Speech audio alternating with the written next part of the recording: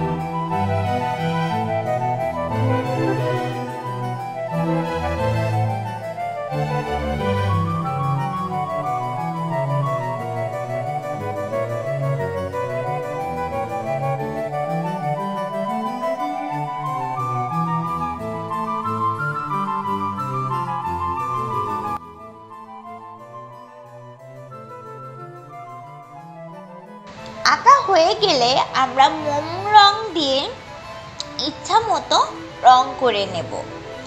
যেমন মিষ্টি কুমড়া গাছে আমরা সবুজ রং দেব এবং বড় বড় মিষ্টি কুমড়াতে হলুদ রং দেব, যাতে বুঝতে পারি মিষ্টি কুমড়াটি পেকে গেছে। আর মিষ্টি কুমড়ার ফুলে হলুদ রং দেব। আর মিষ্টি কুমড়ার ফুলের নিচে যে ছোট্ট মিষ্টি কুমড়ায় ওইটা টিয়া বা সবুজ ইচ্ছা মতো কালার করে নেব।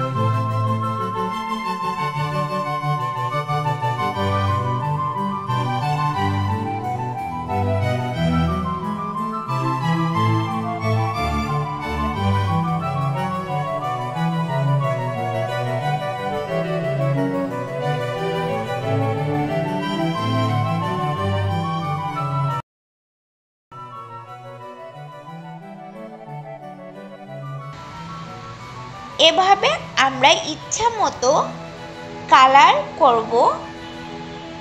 আমার ভিডিওটি ভালো লাগলে অবশ্যই চ্যানেলটি সাবস্ক্রাইব করে বেল বাটনটি অন করে দেবেন এমনই ইন্টারেস্ট ভিডিও রেগুলার দেখার জন্য।